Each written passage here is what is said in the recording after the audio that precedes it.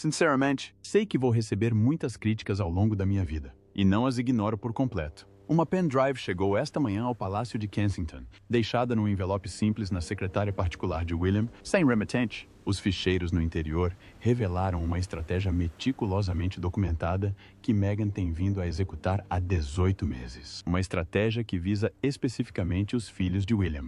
A sua resposta, entregue em 3 horas, já desencadeou uma série de acontecimentos que mudarão para sempre a situação do Sussex. O pendrive que revelou tudo. William encontrou o envelope ao chegar ao escritório às 7 horas e 53 minutos. Mais cedo do que o habitual, mais típico de um homem cujas responsabilidades raramente lhe permitiam manhãs tranquilas. O envelope era creme, feito de papel de alta qualidade, e não continha qualquer marcação, exceto o seu nome escrito em letras maiúsculas na parte da frente. A sua secretária particular não viu quem o entregou. As imagens de segurança do corredor não mostraram nada de anormal.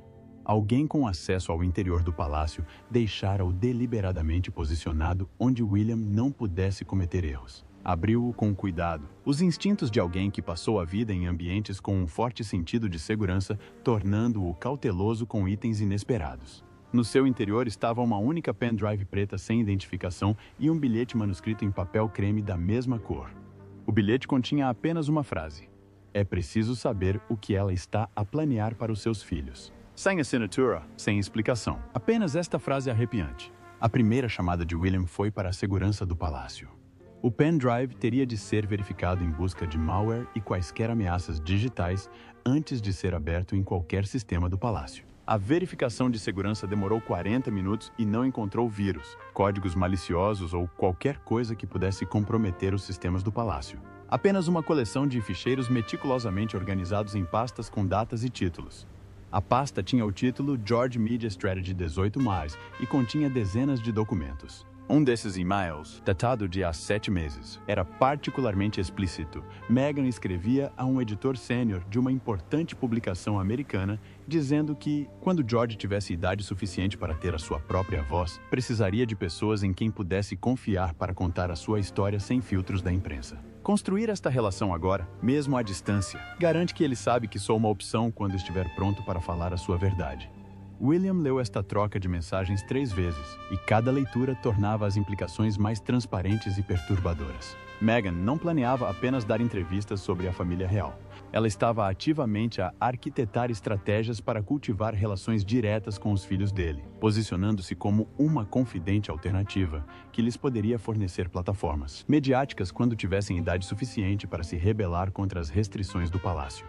Possivelmente, a segunda pasta tinha como título Charlotte Outreach 12 a 16 e continha uma estratégia diferente, mas igualmente calculada. A terceira pasta focava-se em Louis e era menos elaborada, refletindo a sua idade mais jovem, mas demonstrava um pensamento estratégico semelhante sobre o acesso e influência futuros. O que ficou claro nas 3 pastas foi que Meghan não se estava a limitar a especulações casuais sobre os filhos de William. Ela estava a executar um plano a longo prazo para se posicionar como uma figura de autoridade alternativa, alguém a quem pudessem recorrer à medida que envelhecessem, especialmente se vivenciassem o tipo de tensão com a vida no palácio que Harry tinha experimentado. Mas a pasta mais incriminatória intitulava-se simplesmente Cronograma de Implementação e mostrava que não se tratava de um planeamento futuro teórico. Medidas já estavam a ser tomadas. Meghan trabalhava com uma empresa de relações públicas da Califórnia, especializada em gestão de relações e posicionamento estratégico com indivíduos de alto valor. Havia despesas documentadas com serviços de monitorização que rastreavam as aparições públicas dos filhos de William e extraíam informações das contas de redes sociais dos pais dos seus colegas de escola. William sentiu-se fisicamente mal ao ler os documentos. Não se tratava de um drama típico dos Sussex ou de mais uma ronda de queixas dos mídias sobre a instituição. Era algo muito mais invasivo e calculado. Meghan vinha tratando os filhos dele como alvos numa operação estratégica, recolhendo informações sobre eles, planeando abordagens futuras e preparando-se para se inserir nas suas vidas nos momentos em que estivessem mais vulneráveis às influências externas. William afastou-se do computador, as mãos a tremerem ligeiramente de uma raiva que raramente se permitia sentir. Tolerara anos de ataques de Sussex à instituição. Suportara inúmeras reportagens nos mídias que o retratavam como frio ou controlador. E vira o irmão ser manipulado até ao afastamento. Mas isto, planear atacar os seus filhos, recolher informações sobre eles, posicionar-se para a futura exploração das suas potenciais vulnerabilidades, cruzava uma linha tão distante dos conflitos anteriores que adentrava um território completamente diferente. Pegou no telefone e fez 3 chamadas em rápida sucessão, primeiro para Catarina, depois para o seu secretário particular e, por fim, para a princesa Ana, pedindo-lhe que estivesse disponível dentro de 1 hora. Enquanto esperava por elas, Guilherme voltou a rever a pendrive, desta vez tomando notas, documentando as provas mais incriminatórias, preparando-se para tomar decisões que sabia serem irrevogáveis. Às 9h45, quando Catarina chegou com um semblante preocupado, e Ana a seguiu. 15 minutos depois, com a sua característica eficiência, Guilherme já tinha tomado a sua decisão e estava prestes a mostrar-lhe exatamente como reage um futuro rei quando alguém ameaça o povo que jurou proteger acima de tudo. A estratégia tinha como alvo George, Charlotte e Louis. A profundidade e a sofisticação do planeamento de Meghan tornaram-se mais evidentes quando William, Catherine e Anne analisaram o conteúdo da pendrive na íntegra. Os documentos mostraram que a estratégia de Meghan tinha sido desenvolvida com a contribuição de psicólogos infantis, consultores de mídia e indivíduos experientes naquilo a que os arquivos chamavam o cultivo de relações de alto valor com indivíduos de acesso restrito. A linguagem era clínica, quase corporativa, tratando os filhos de William não como membros da família, mas como alvos numa operação estratégica que exigia um planeamento cuidadoso e uma execução paciente. Os materiais focados em George eram os mais extensos, refletindo a sua posição como futuro rei e, por isso, o alvo de maior valor para quem procurasse influenciar a próxima geração da monarquia. Para cada etapa, a equipe de Meghan tinha preparado estratégias de resposta. Se George demonstrasse dificuldades com o seu papel, havia planos para que Meghan se posicionasse, através de intermediários, como alguém que compreendia o peso das expectativas da realeza e podia oferecer uma perspectiva que os seus pais não conseguiam. Se desenvolvesse interesses que entrassem em conflito com a aprovação do palácio, existiam estratégias para que Meghan os apoiasse publicamente, construindo uma relação e conquistando gratidão. Se enfrentasse qualquer tipo de crise pessoal, dificuldade de relacionamento ou deslize público, havia abordagens preparadas para que Meghan o apoiasse, criando um vínculo emocional e acesso futuro.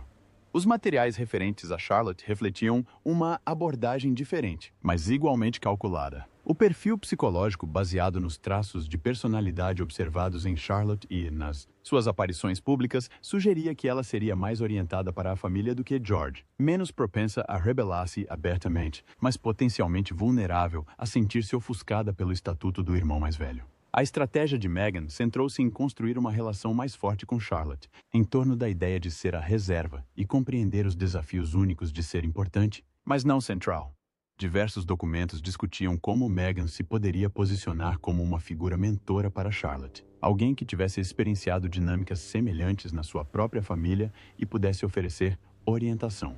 Havia planos para criar oportunidades de ligação, potencialmente através de trabalho voluntário ou da defesa pública de causas importantes para Charlotte, que permitissem a Meghan construir uma relação de confiança, demonstrando apoio em vez de manipulação. O objetivo explicitamente declarado em vários ficheiros era garantir que Charlotte visse Meghan como uma aliada e confidente quando chegasse à adolescência.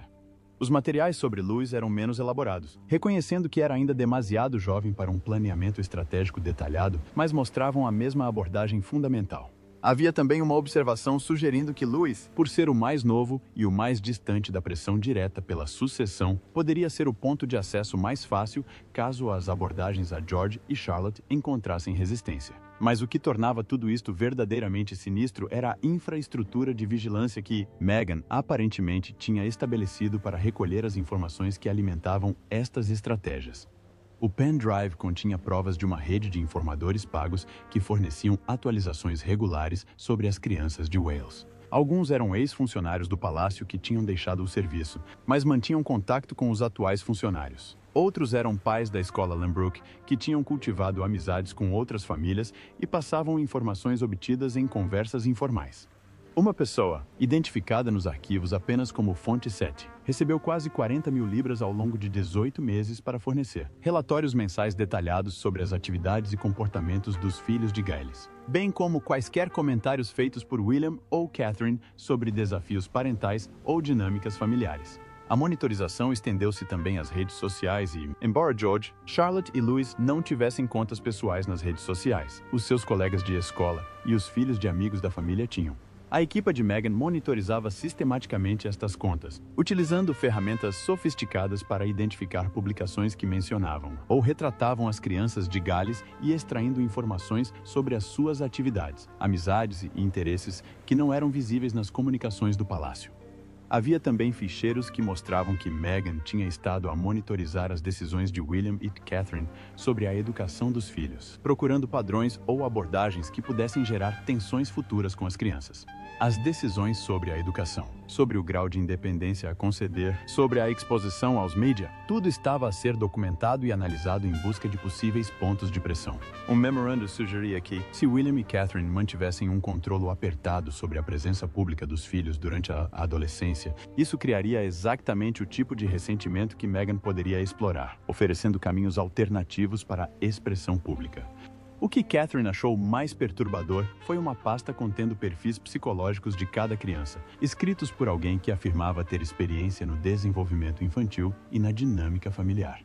Os perfis iam além das simples descrições de personalidade, identificando vulnerabilidades específicas, inseguranças e pontos de pressão que podiam ser explorados para criar laços ou dependência de figuras de autoridade alternativas. Parece mais uma análise de direcionamento de uma agência de inteligência do que um planeamento de relacionamento familiar. Enquanto os três estavam sentados no escritório de William, o conteúdo das pendrives era apresentado em vários ecrãs, e a magnitude do problema que enfrentavam tornou-se clara. Não era um problema que pudesse ser resolvido com uma diplomacia cuidadosa ou conversas familiares discretas. No entanto, a questão agora era o que fazer em relação a isso. E William, ao analisar os perfis dos seus filhos escritos como alvos de inteligência, as estratégias para explorar as suas futuras vulnerabilidades e as provas de 18 meses de vigilância que nunca detectara, sabia que a sua resposta necessitaria de ser igualmente sistemática, igualmente abrangente e absolutamente implacável. A descoberta de Catherine semanas antes, o que William não sabia, enquanto revia o conteúdo devastador das pendrives, era que Catherine tinha estado a monitorizar padrões suspeitos no comportamento dos filhos durante quase 6 semanas. Tudo começou no final de outubro, quando Charlotte chegou da escola e comentou que a mãe de uma das suas colegas tinha feito perguntas específicas sobre os planos da família Wales para o Natal. Charlotte disse que as perguntas pareceram estranhas, demasiado detalhadas e insistentes, focando-se exatamente onde estariam e quem estaria presente. Mas depois George mencionou uma conversa semelhante. Um pai, num evento desportivo da escola, perguntou sobre a agenda de William e se a família sentia dificuldades quando ele estava em viagem de trabalho. Mais uma vez, individualmente inocente, mas a especificidade e o facto de ter acontecido 2 vezes numa semana despertaram o instinto de Catherine. O terceiro incidente foi mais preocupante, pois o agente de segurança pessoal de Catherine tinha sinalizado um indivíduo que fora fotografado perto de Adelaide Cottage em 3 ocasiões distintas ao longo de 2 semanas, sempre com justificações plausíveis, como passear um cão ou correr, mas cuja presença parecia deliberada em vez de mera coincidência. Quando o agente de segurança fez uma verificação discreta de antecedentes, descobriu que o indivíduo era um investigador privado especializado no que o seu site chamava de serviços de informação discreta. Esta descoberta transformou a vaga preocupação de Catherine num verdadeiro alarme. Não tinha contado imediatamente a William porque precisava de mais do que suspeitas e de um investigador privado que poderia estar em Windsor por motivos completamente alheios. Em vez disso, ela contactou alguém com quem já tinha trabalhado, um antigo agente do MI5, que agora dirigia uma empresa de consultoria de segurança privada que prestava assistência a indivíduos de elevado patrimônio e a empresas que necessitavam de serviços de investigação discretos. O pedido de Catherine era simples: determinar se alguém estava a recolher ativamente informações sobre os seus filhos, identificar quem estava por trás disso e, em caso afirmativo, documentar tudo com provas que pudessem fundamentar ações judiciais, se necessário. A investigação durou 3 semanas e revelou muito mais do que Catherine tinha previsto. A ex-agente do MI5, recorrendo a contactos tanto na área da segurança privada como na polícia, identificou pelo menos 5 indivíduos que pareciam estar a recolher informações sobre a família, com especial enfoque nas crianças. No entanto, a investigadora não conseguiu aceder à extensão total dos planos de Meghan nem às informações já recolhidas. Conseguiram provar que a vigilância estava a acontecer e segui-la até a equipa de Meghan, mas não conseguiram documentar o planeamento estratégico ou o objetivo final para além da recolha geral de informações.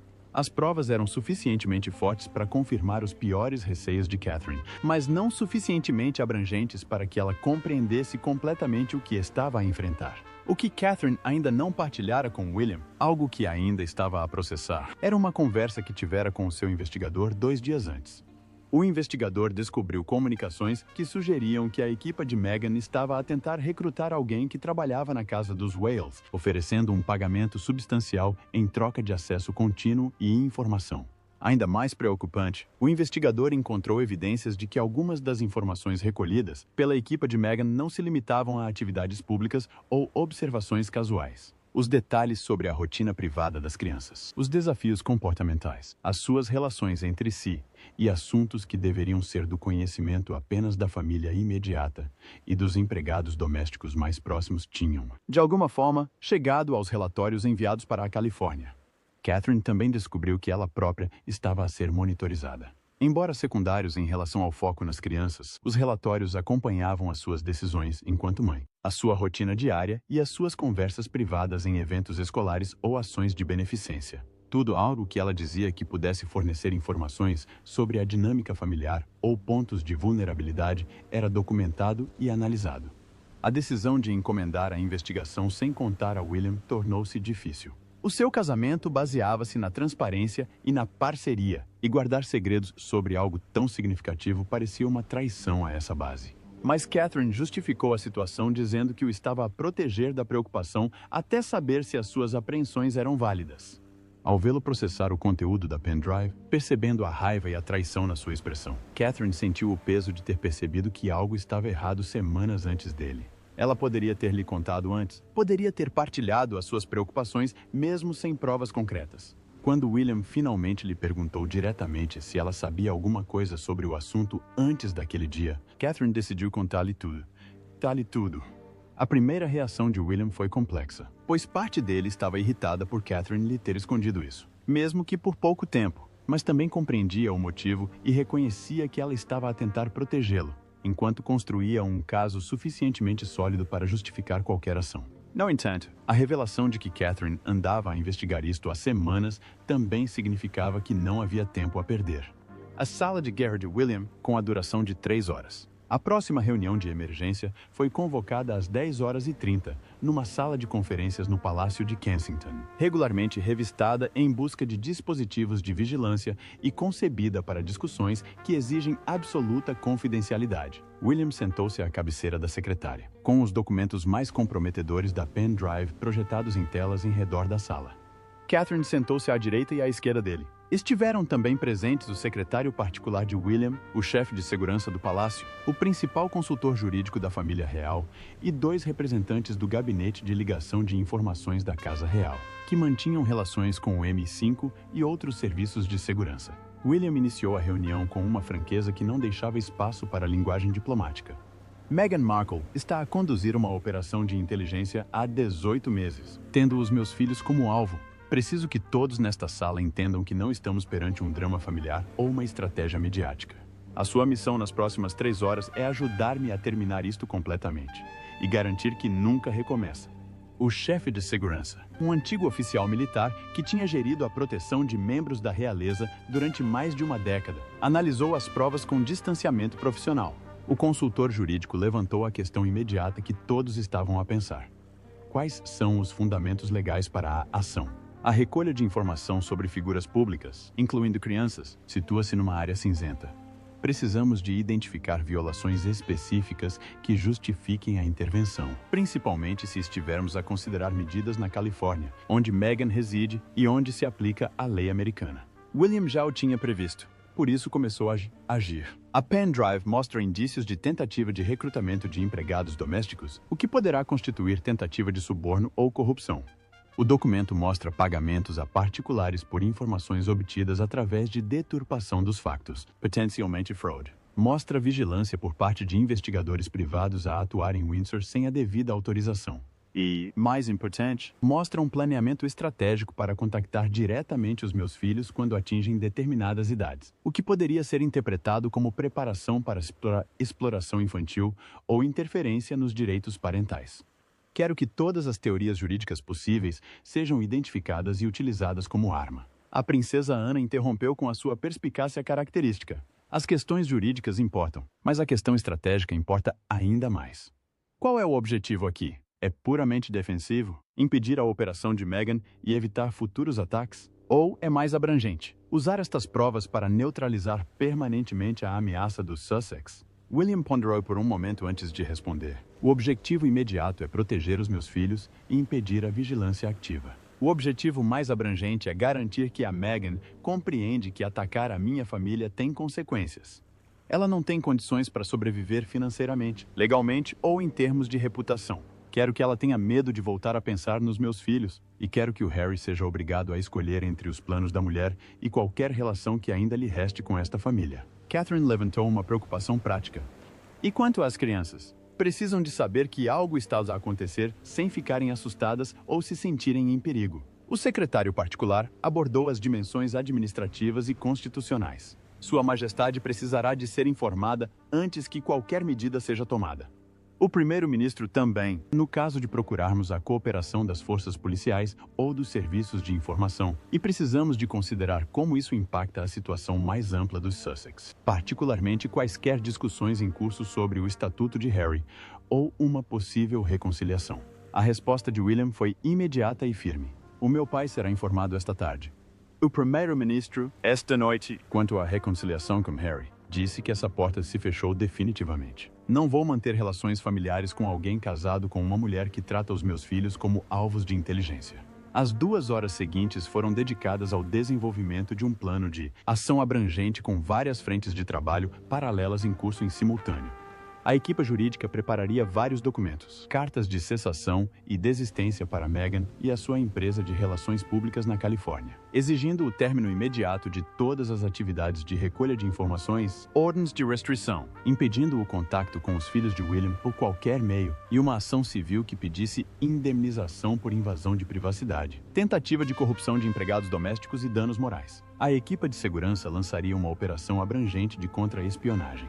Cada indivíduo identificado nos documentos da pen drive como fonte seria entrevistado pela polícia ou pela segurança do palácio. Os atuais funcionários domésticos seriam despedidos imediatamente. O contacto de inteligência coordenar-se-ia com o MOI5 para determinar se havia implicações para a segurança nacional. Catherine trataria da questão familiar, falando com George, Charlotte e Louis sobre o sucedido de forma adequada à sua idade, garantindo que compreendiam que deveriam relatar qualquer contacto invulgar ou perguntas de adultos fora dos seus círculos habituais. Ana ofereceu-se para informar o rei, protegendo Guilherme do que seria, sem dúvida, uma conversa emocionalmente difícil. O seu pai terá dificuldades com isso. Ele vai querer acreditar que há alguma explicação ou mal-entendido. Posso transmitir a informação sem que as complicações da relação dele consigo e com o Harry toldem o seu juízo. William aceitou com gratidão, reconhecendo que a franqueza de Anne poderia ser exatamente o que Charles precisava para compreender a gravidade da situação. O elemento final do plano envolvia Harry especificamente. William enviaria uma carta formal, entregue por vias legais, para garantir a documentação e evitar conversas emocionais. A carta informaria Harry sobre o que tinha sido descoberto. Forneceria provas das cirurgias de Meghan e apresentar-lhe-ia uma escolha clara. Às 13h45, a sala de guerra já tinha elaborado uma estratégia abrangente que seria posta em prática em poucas horas. Os documentos legais seriam apresentados até o final do dia de trabalho na Califórnia, onde a diferença horária significava que os tribunais ainda estariam abertos. As entrevistas de segurança começariam imediatamente com indivíduos no Reino Unido que tivessem sido identificados como fontes e a notificação formal a Meghan seria entregue até às 17h00. Hora de Londres, indo buscá-la de manhã à Califórnia e dando-lhe um tempo mínimo para organizar qualquer resposta coordenada. A ação legal. Guilherme agiu imediatamente. Às 15h30 desse dia, a equipa jurídica de William já tinha finalizado documentos que alterariam fundamentalmente a situação dos Sussex e criariam um risco legal para Meghan que ela nunca tinha previsto. A estratégia era multifacetada, concebida para atacar através de várias frentes em simultâneo e criar pressão suficiente para forçar a cessação imediata das operações, além de estabelecer um precedente legal para evitar futuros ataques. O primeiro documento apresentado ao Tribunal Superior da Califórnia às 8h40, horário do Pacífico, foi uma queixa civil por invasão de privacidade, imposição intencional de sofrimento emocional e conspiração. O que tornou o processo na Califórnia particularmente impactante foi a sua natureza pública. Na Califórnia, as queixas civis tornam-se públicas assim que são apresentadas. Poucas horas após a apresentação, o documento estaria disponível para qualquer jornalista ou membro do público que consultasse os registros judiciais. A equipa jurídica de William redigiu a queixa sabendo que esta se tornaria pública, garantindo que cada alegação era cuidadosamente elaborada para ser juridicamente sustentável e devastadora para a reputação de Meghan. O segundo documento apresentado ao Tribunal Superior do Reino Unido às 15h45, Hora de Londres, pretendia uma injunção abrangente que impedisse Meghan, os seus agentes e qualquer pessoa que agisse em seu nome de recolher informações sobre os filhos de William, contactá-los diretamente ou utilizar informações já recolhidas para qualquer fim, incluindo projetos de comunicação social. O processo no Reino Unido também incluiu pedidos com base na Lei de Proteção de Dados, argumentando que as informações recolhidas sobre as crianças por meios impróprios precisavam de ser entregues à equipa jurídica de William e destruídas. Ambos os processos foram apoiados por extensas provas da pendrive, cuidadosamente autenticadas por analistas forenses digitais que examinaram os materiais e prepararam declarações que confirmavam a integridade e a legitimidade do ficheiro. A terceira ação judicial foi mais agressiva e potencialmente mais impactante, uma vez que os advogados de William apresentaram uma queixa formal à Ordem dos Advogados da Califórnia contra os advogados que assessoravam a equipa de Meghan. Simultaneamente aos processos judiciais, foram entregues cartas de cessação e desistência a 17 indivíduos e entidades identificados na pendrive como participantes nas operações de Meghan.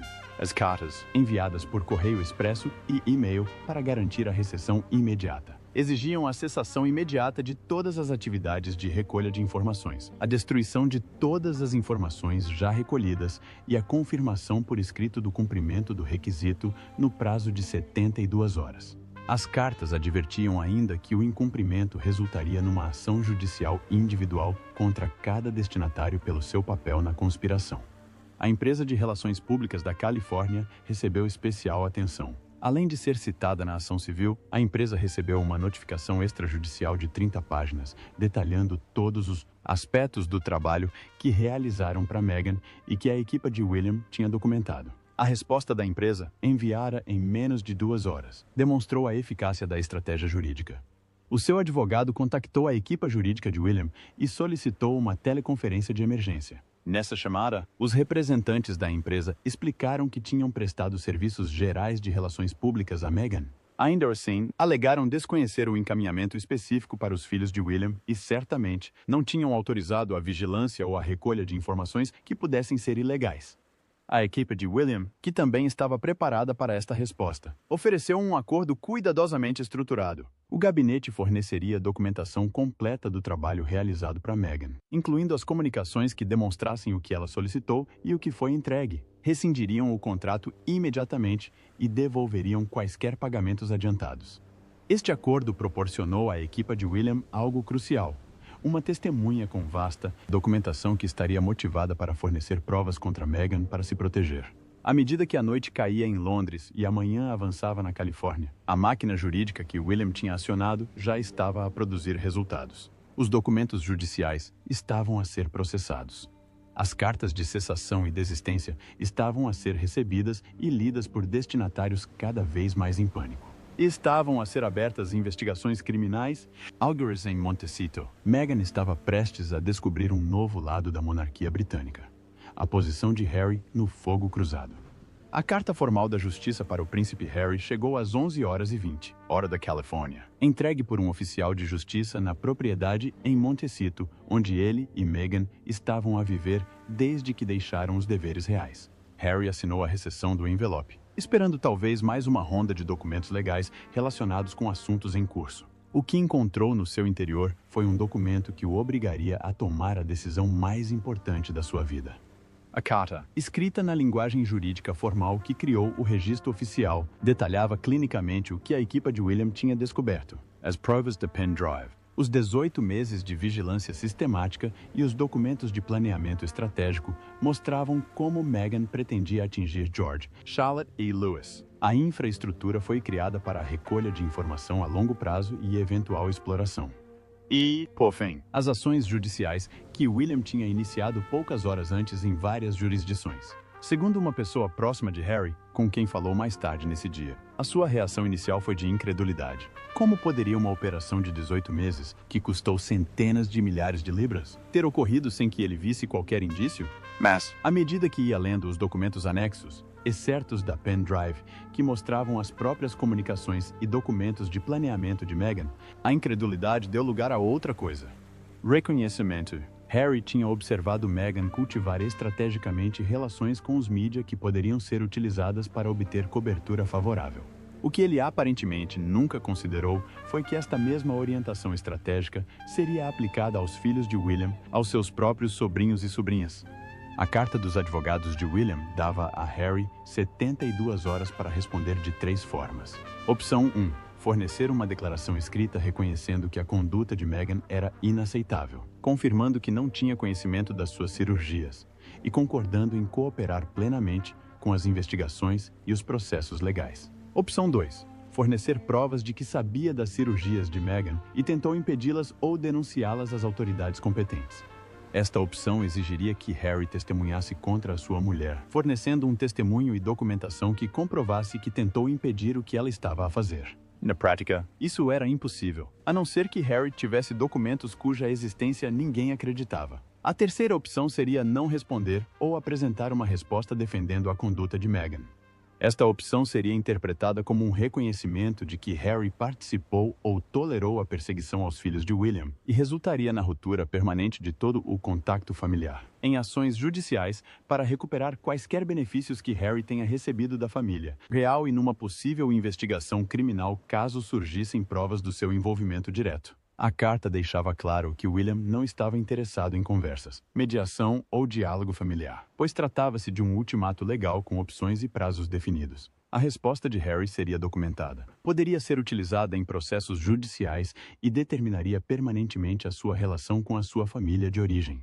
Não existia uma quarta opção que lhe permitisse manter-se neutro ou alheio. A posição de Harry, analisada friamente, era quase impossível. Se ele escolhesse a primeira opção, reconhecendo a conduta de Meghan e separando-se dela, estaria efetivamente a pôr fim ao seu casamento ou, no mínimo, a criar uma ruptura irreparável. Meghan consideraria isso uma traição, provavelmente daria entrada com o divórcio e certamente garantiria que a relação de Harry com os seus próprios filhos se tornasse complicada por litígios e animosidade. Se escolhesse a terceira opção, recusando-se a condenar Meghan ou mantendo-se em silêncio, perderia definitivamente toda a ligação à sua família britânica. Os seus filhos cresceriam sem contato com os seus primos, o seu avô, o seu tio e a sua tia. O próprio Harry ficaria mais afastado, não por disfunções familiares mútuas, mas por uma escolha documentada de apoiar alguém que tinha como alvo crianças para exploração. A segunda opção, a forma de testemunhar, era teoricamente possível, mas praticamente impossível, a não ser que Harry estivesse mais consciente das operações de Meghan do que parecia provável. E mesmo que tivesse provas, testemunhar contra a esposa destruiria o casamento sem garantir a restauração dos laços familiares. A carta de William não fazia promessas sobre o que a cooperação iria render, apenas sobre o que a falta de cooperação acarretaria. O prazo de 72 horas era deliberadamente curto. Harry não podia usar esse tempo para negociar, tentar encontrar um meio-termo ou coordenar uma resposta estratégica com a equipa jurídica de Meghan. Teve de tomar uma decisão rapidamente, com base nas informações fornecidas e nas opções apresentadas. A pressão era intencional, planeada para forçar uma escolha autêntica, em vez de uma estratégia calculada. A reação de Meghan quando Harry lhe mostrou a carta e explicou as ações legais que William tinha iniciado foi feroz e defensiva. Caracterizou o pen drive como propriedade roubada, sugeriu que continha material fabricado ou adulterado e classificou o processo judicial de William como um ataque vingativo de alguém que nunca a aceitou como família. Insistiu que qualquer recolha de informações tinha sido defensiva, visando proteger-se a si e a Harry da manipulação do palácio e dos ataques dos mídia coordenados pela equipa de William. Mas esta defesa esbarrou num problema fundamental. A pen drive continha as próprias comunicações de Meghan, nas suas próprias palavras, descrevendo estratégias para atingir os filhos de William e expressando intenções que não podiam ser reinterpretadas como defensivas ou protetoras. Harry enfrentava uma crise que ia para além dos riscos legais ou do afastamento familiar. Precisava de confrontar a realidade de que poderia ter casado com alguém capaz de tratar crianças, incluindo os seus próprios sobrinhos e sobrinhas, como alvos de inteligência numa estratégia comercial e pessoal a longo prazo, e precisava de decidir se a lealdade a este casamento valia a pena a perda permanente de todos os outros laços familiares e as potenciais consequências legais que o poderiam perseguir durante anos. Na manhã de 6 de dezembro, 48 horas após o início do prazo de 72 horas para sua decisão, Harry terá contactado o seu próprio advogado, separadamente dos advogados que o representavam juntamente com Meghan. Esta ação, por si só, sugeria que estava pelo menos a considerar a primeira opção, mas permanecia incerto se iria de fato fornecer uma resposta por escrito que correspondesse às exigências de William. O que era certo era que a posição de Harry se tornara insustentável. Já não podia permanecer em ambas as famílias. Não podia manter uma ligação com Windsor enquanto se mantivesse casado com alguém que tinha declarado guerra contra a geração seguinte. O ultimato de William obrigou-o a escolher, e o prazo de 72 horas estava a contar. Quando expirasse, Harry teria apresentado uma resposta que correspondesse às exigências de William ou teria, por ação ou omissão, optado por aceitar o afastamento permanente de todos, exceto da esposa, cuja estratégia contra a sua família tinha criado essa escolha impossível. A tragédia para aqueles que se lembravam da relação estreita entre os irmãos, antes de os casamentos, as instituições e a distância os afastarem, era que ela tinha chegado a ultimatos legais, traições documentadas e escolhas forçadas entre opções impossíveis. Mas a tragédia também era clara. Harry podia escolher a família ou podia escolher Meghan, mas a ilusão de que poderia, de alguma forma, manter ambos, de que o tempo curaria o que tinha sido quebrado, de que o amor e o sangue superariam tudo. Essa ilusão morreu no momento em que William abriu um envelope anônimo e descobriu exatamente o que a mulher do irmão planeava para os seus filhos. Até ao próximo vídeo.